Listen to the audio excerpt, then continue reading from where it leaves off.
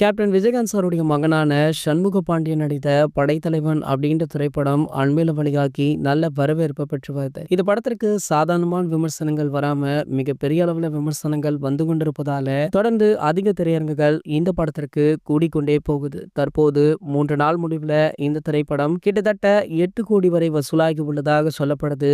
இந்த வசூல் தமிழகத்துல மட்டுமே அப்படின்றதுமே குறிப்பிடத்தக்கது. மேலும் பாத்தீங்கன்னா இனிவரும் நாட்களிலுமே இந்த படம் நல்ல வசூலை கொடுக்கும் அப்படின்னு விநியோகஸ்தர்களும் தியேட்டர் உரிமையாளர்களுமே சொல்றாங்க. இந்த நிலையில பாத்தீங்கன்னா இந்த படம் ஒரு மிகப்பெரிய போராட்டத்திற்கு பிறகு ரிலீஸ் ஆச்சு. காரணம் என்ன அப்படின்னா இதற்கு முன்னாடி 3 முறை இந்த படத்துடைய ரிலீஸ் செய்தியை வெளியிட்டுட்டு படம் ரிலீஸ் ஆகாமல் தள்ளி போய் கொண்டே இருந்தது. சோ அதனடுத்து கடைசியாக இந்த படம் தற்போது ரிலீஸ் ஆகிருக்கு. இந்த படம் கூட தற்போது ரிலீஸ் ஆக முக்கிய காரணம் சூப்பர் ஸ்டார் ரஜினிகாந்த் அப்படின்ற தகவல் தற்போது வெளியாகி வைரலுமே ஆகிட்டு இருக்கு. இந்த படத்திற்கு புதிய திரையரங்குகள் தமிழகத்துல கிடைக்காத ஒரே காரணத்தினால படத்துடைய ரிலீஸை தள்ளி வச்சாங்களாம். அந்த பிரச்சனையை சூப்பர் ஸ்டார் அவர்கள் தலையிட்டு முடித்து வைத்துள்ளதாக சொல்லப்படுது. ஆகையால கேப்டன் குடும்பத்தினர் அனைவருமே சூப்பர் ஸ்டார் ரஜினிகாந்த் அவர்களுக்கு நன்றி தெரிவித்திருக்காங்க அப்படின்றதுமே குறிப்பிடத்தக்கது. இது போன்ற சினிமா செய்திகளை பத்தி நீங்க உடனே தெரிஞ்சுக்க நம்மளுடைய சினிமா கொட்டா அப்படின்ற நம்ம சேனலை சப்ஸ்கிரைப் பண்ணிக்கோங்க.